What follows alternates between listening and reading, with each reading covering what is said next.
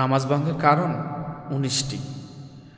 নামাজ ভঙ্গের প্রথম কারণই হচ্ছে নামাজে অশুদ্ধতা করা আর নামাজে অশুদ্ধ বলা।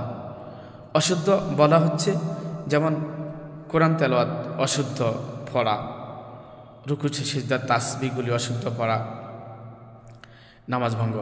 তারপরে অশুদ্ধতা করা হচ্ছে রুকু সিজদাগুলা ঠিকমতো না করা। রুকু সিজদাগুলা ঠিকমতো না করলে নামাজ অশুদ্ধ হয়। অনেকেই দেখি যে যখন রুকুতে যায়, রুকু থেকে সোজা হয়ে দাঁড়ায় না, সোজা হয়ে না দাঁড়িয়েই একটু রুকু থাকা অবস্থায় অল্প একটু মাথা তোলে আর কি, ওই রুকু থাকা অবস্থায় আবার ওখান থেকেই সিজদাতে চলে যায়। এটা হচ্ছে নামাজে অশুদ্ধ করা।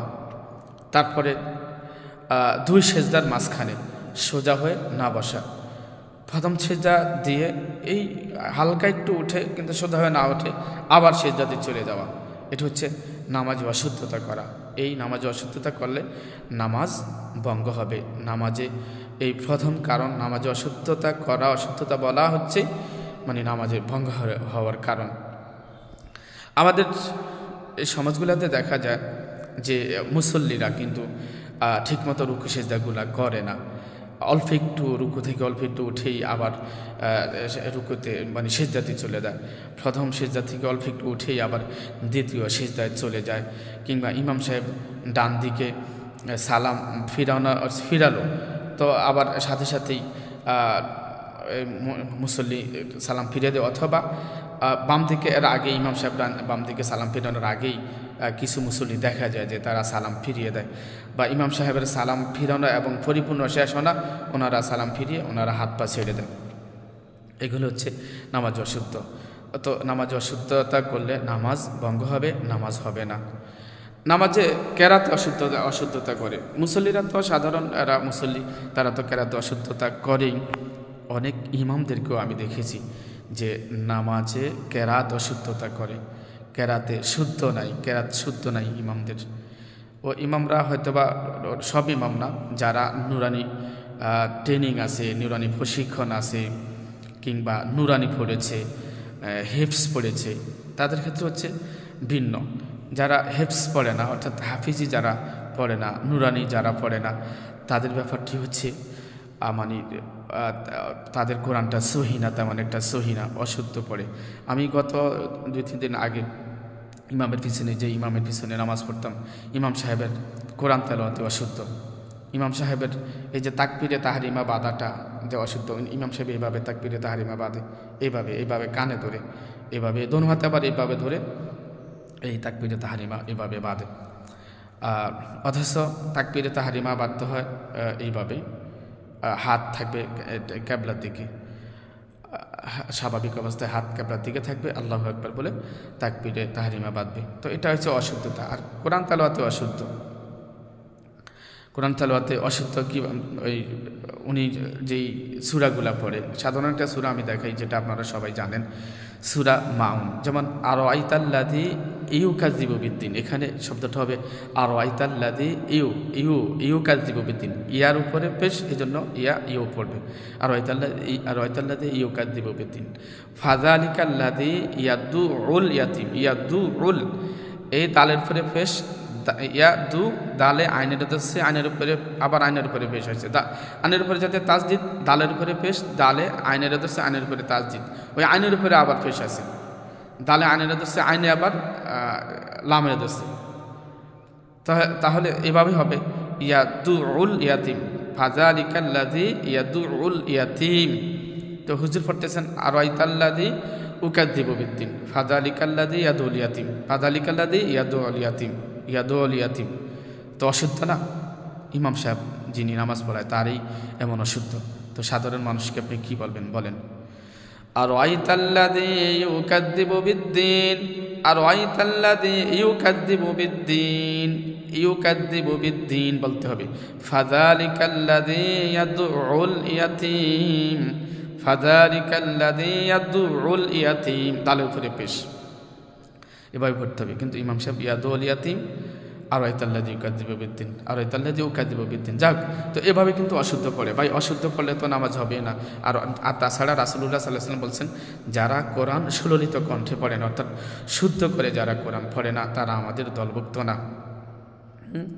লাইসা মিন্না মাল্লাম ইয়াতাগান্না বিল কোরআন, রাসূলুল্লাহ সাল্লাল্লাহু আলাইহি ওয়াসাল্লাম বলছেন, যারা কোরআন পড়ে কিন্তু কোরআন সুললিত কণ্ঠে পড়ে না, তারা আমাদের দলভুক্ত না। এটা রাসূলুল্লাহ সাল্লাল্লাহু আলাইহি ওয়াসাল্লাম বলছেন। আর আব্দুল্লাহ ইবনে মাসউদ রাদিয়াল্লাহু তাআলা আনহু থেকে একটা হাদিসে বর্ণিত হয়েছে, যারা কোরআন শুদ্ধ করে পড়ে, যারা কোরআন শুদ্ধ করে পড়ে, প্রত্যেকটা হরফের বদলতে আল্লাহ তাআলা তাকে 10টি করে নেকি দিবে। মান কারা হারফা মিন কিতাবিল্লাহি ফালাহু বিহি হাসানাতু ওয়াল হাসানাতু বিআশরি আমসালিহা লা আকুলু আলিফ লাম মিম হারফুন, আলিফু হারফুন, লামু হারফুন, মিমু হারফুন। রওয়াহু তিরমিজি, হাদিসটি তিরমিজিতে আসছে। তো যাক, আব্দুল্লাহ ইবনে মাসউদ রাদিয়াল্লাহু তাআলা আনহু বলেন যে রাসূলুল্লাহ সাল্লাল্লাহু আলাইহি ওয়াসাল্লাম বলেছেন, মান কারা হারফা মিন কিতাবিল্লাহি ফালাহু বিহি হাসানাতু ওয়াল হাসানাতু বিআশরি আমসালিহা, যে আমাদের এই কোরআন থেকে যে ব্যক্তি একটি হরফ পড়বে, আল্লাহ তাআলা ওই একটি হরফের বদলতে তাকে 10টি নেকি দিবে। তো রাসূলুল্লাহ সাল্লাল্লাহু আলাইহি ওয়াসাল্লাম বলছেন। তো তারপরে তিনি বললেন, লা আকুলু আলিফ লাম মিম হারফুন, আর আমি কিন্তু বলি না যে আলিফ লাম মিম একটি হরফ। এটা রাসূলুল্লাহ সাল্লাল্লাহু আলাইহি ওয়াসাল্লাম নিজে বলছেন, লা আকুলু, যে আমি বলি না যে আলিফ লাম মিম হারফুন, যে আলিফ লাম মিম একটি হরফ, আমি এটা বলি না। বরঞ্চ আলিফু হারফুন, আলিফ একটি হরফ, লামু হারফুন, লাম একটি হরফ, মিমু হারফুন, মিম একটি হরফ। তো আলিফ লাম মিম এখানে 3টি হরফ, এই 3টি হরফকে তিনি বলছেন তাকে 30টি নেকি দেওয়া হবে। তো শুদ্ধ করে যদি পড়ে, শুদ্ধ করে পড়লে, আর অশুদ্ধতা পড়লে তো ভুলের মধ্যে তো আর কোনো সওয়াবই হবে না, আরও গুনাহ হবে। রাসূলুল্লাহ সাল্লাল্লাহু আলাইহি ওয়াসাল্লাম বলছেন, লাইসা মিন্না মাল্লাম ইয়াতাগান্না বিল কোরআন, যে ব্যক্তি কোরআন পড়লো মানে শুদ্ধভাবে পড়লো না, সুললিত কণ্ঠে পড়লো না, তাহলে তারা আমাদের দলভুক্ত না। তো এই জন্য কোরআন তেলাওয়াত করতে হবে শুদ্ধভাবে।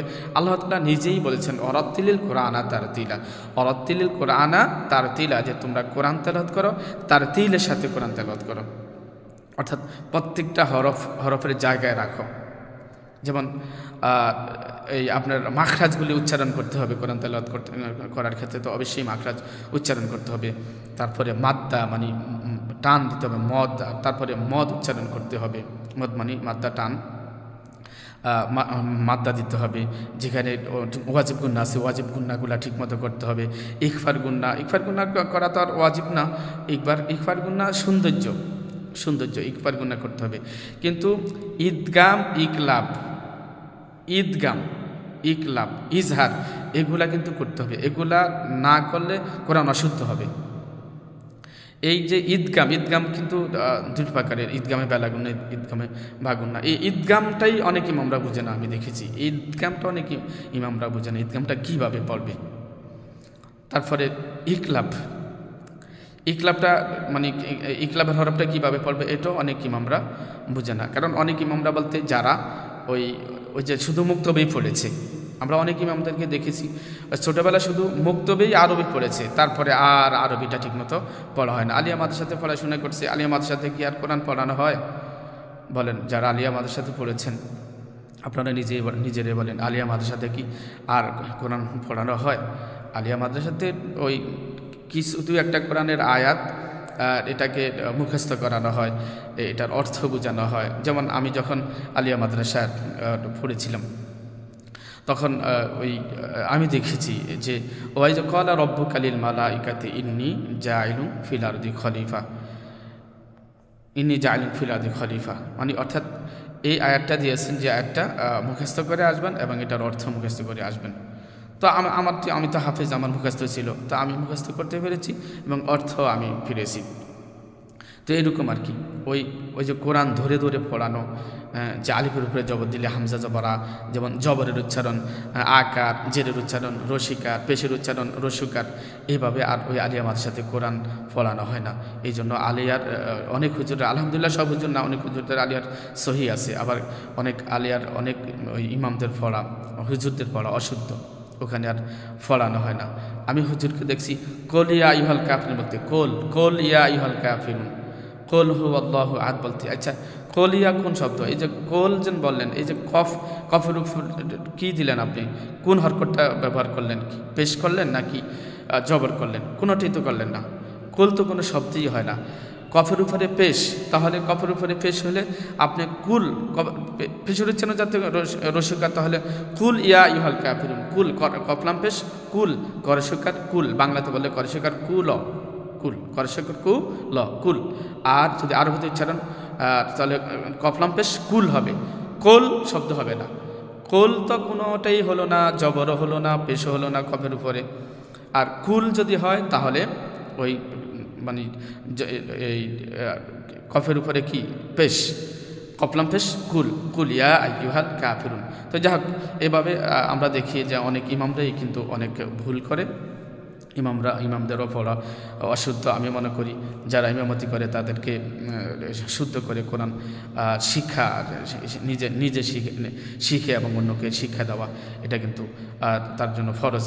তো সাধারণ যারা আছে, আমি তাদের মনে করি যে মুসল্লিরা যেন প্রত্যেক দিন কমপক্ষে একটা করে সূরা মুশক করে, ইমাম সাহেবকে বলে ইমাম সাহেব একটা সূরা মুশক করে দিবে, 2-3 বার একটা সূরা পড়বে, এরকম 4টা সূরা কমপক্ষে 4টা সূরা যদি মুশক করে রাখে, সূরা ফিল থেকে সূরা নাস পর্যন্ত 10টা সূরা তো মুখস্থ করেই রাখতে হয় যারা নামাজ পড়ে তাদের জন্য সহি শুদ্ধভাবে। আর যারা পারবে না 10টা না পারলে অন্তত কমপক্ষে হলো 4টা সূরা মুখস্থ করে রাখতে হবে। সূরা ফাতিহা তো আলাদা, সেটা তো মুখস্থ করতেই হবে। সূরা ফাতিহা ছাড়া নামাজ হয় না, আবার সূরা ফাতিহা দিয়ে নামাজ পড়লেও হয়ে যায়। তো সূরা ফাতিহা তো মুখস্থ করবেই, তার পাশাপাশি আরও অন্তত 10টা সূরা ফিল থেকে সূরা নাস পর্যন্ত। তাও যদি না হয় অন্তত ওই সূরা ফাতিহার পাশাপাশি আরও অন্তত 4টা সূরা, যেমন এই মোট এই 5টা সূরা প্রত্যেক নামাজিকে মুখস্থ করে রাখাটাই উচিত। মহান আল্লাহ তাআলা আমাদেরকে পবিত্র কোরআন যেন শুদ্ধভাবে যেন আমরা পড়তে পারি, সেই তৌফিক যেন আমাদেরকে দান করেন। সুবহানাকাল্লাহুম্মা বিহামদিকা আশহাদু আল্লা ইলাহা ইল্লা আনতা আস্তাগফিরুকা ওয়া আতুবু ইলাইক। আসসালামু আলাইকুম ওয়া রাহমাতুল্লাহি ওয়া বারাকাতুহু। আমি কিন্তু আসলে মানে বদনামের জন্য না, মানে আমি তো আর কারো নাম বলি না, এই জন্যই এটা গীবত হবে না, গীবত করার জন্য না, বদনাম করার জন্য না। আসলেই ভাই আপনি দেখবেন আমাদের অনেক মুসল্লিদের রুকু সিজদাগুলো ঠিক হচ্ছে না, সূরা কেরাতগুলো ঠিক হচ্ছে না। ইমামদের মধ্যে গ্রাম অঞ্চলে যে ইমামরা, আপনি দেখবেন, আপনি যদি একটু ভালো করে শুদ্ধভাবে কোরআন তেলাওয়াত করতে পারেন তাহলে আপনি বুঝবেন যে অনেক ইমামরা অশুদ্ধ পড়ে। ভাই ইমামদের অশুদ্ধ পড়া তো ঠিক না। যে ইমামরা অশুদ্ধ পড়ে তাদের পিছনে তো নামাজ হবেই না। তো তাদেরকে বাদ দিয়ে যারা শুদ্ধ করে কোরআন তেলাওয়াত করতে পারে এমন একজন ইমাম রাখতে হবে মসজিদের জন্য। মহান আল্লাহ তাআলা যেন আমাদেরকে ক্ষমা করেন। আসসালামু আলাইকুম ওয়া রাহমাতুল্লাহি ওয়া বারাকাতুহু।